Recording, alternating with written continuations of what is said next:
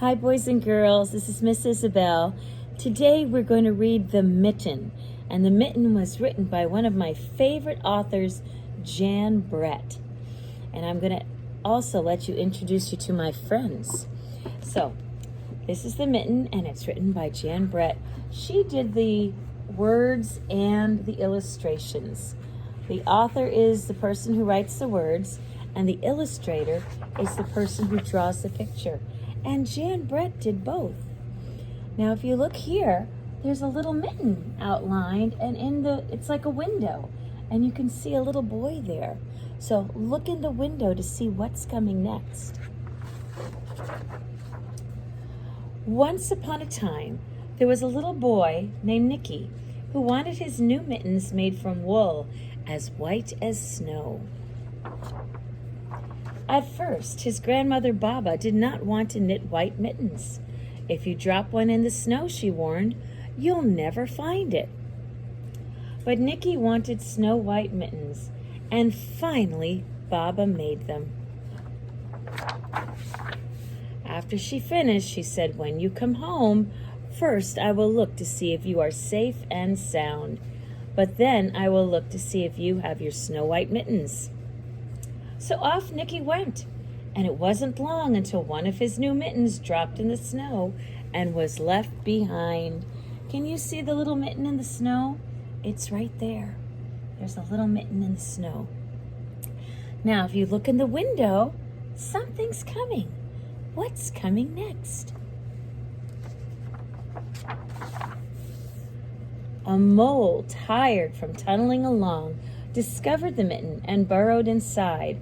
It was cozy and warm and just the right size, so he decided to stay.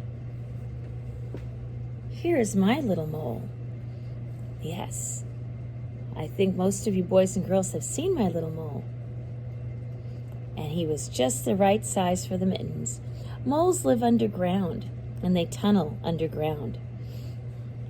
They eat worms and leaves and bugs. All right, let's look to see who's coming next. Can you see in the window? What's coming next? A snowshoe hare came hopping by. He stopped for a moment to admire his winter coat. Admire means to think, oh, look how nice my coat is. Look how pretty. It was then that he saw the mitten, and he wiggled in, feet first. The mole didn't think there was room for both of them, but when they saw the rabbit's big kickers, he moved over. Now, boys and girls, here's my rabbit. And yes, he's got big kickers. What's coming next? Next, a hedgehog came snuffling along. Having spent the day looking under the wet leaves for things to eat, he decided to move into the mitten and warm himself. The mole and the rabbit were bumped and jostled, but not being one to argue with someone covered with prickles, they made room. Now here is my hedgehog, and he talks. That's Hedgie. I call him Hedgie. What's coming next? As soon as the hedgehog disappeared into the mitten, a big white owl, attracted by the commotion, swooped down when he decided to move in also. The mole, the rabbit, the hedgehog grumbled, but when they saw the owl's glinty talons, they quickly let him in. And here is the owl. Hoo, hoo, hoo, hoo.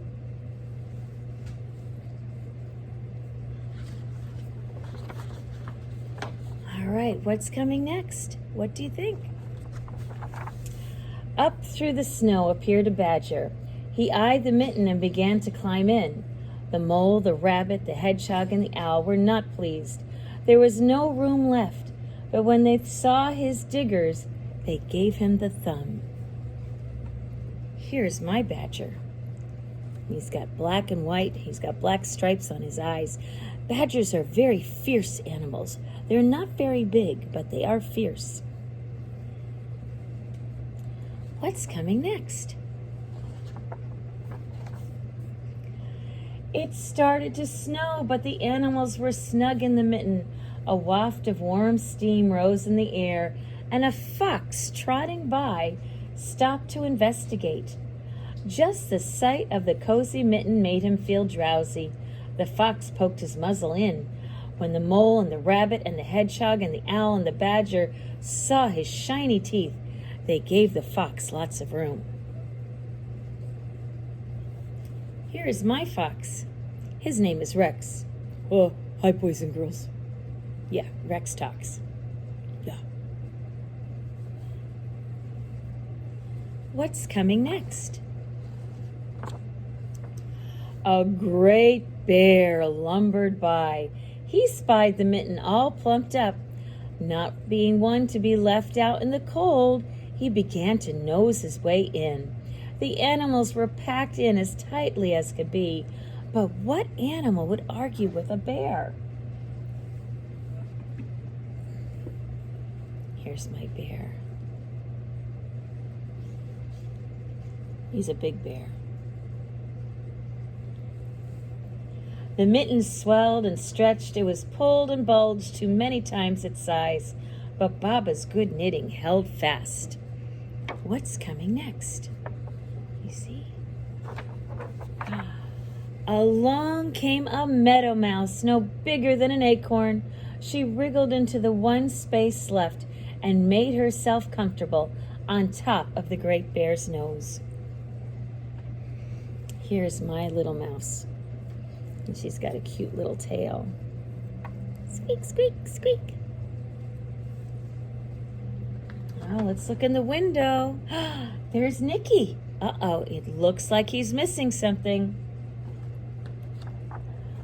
The bear was tickled by the mouse's whiskers and gave an enormous sneeze. Achoo! And the force of the sneeze shot the mitten into the sky and scattered the animals in all directions. On his way home, Nicky saw a white shape in the distance. It was the lost mitten silhouetted against the blue sky. Can you see the mitten out here in the sky? It's right there.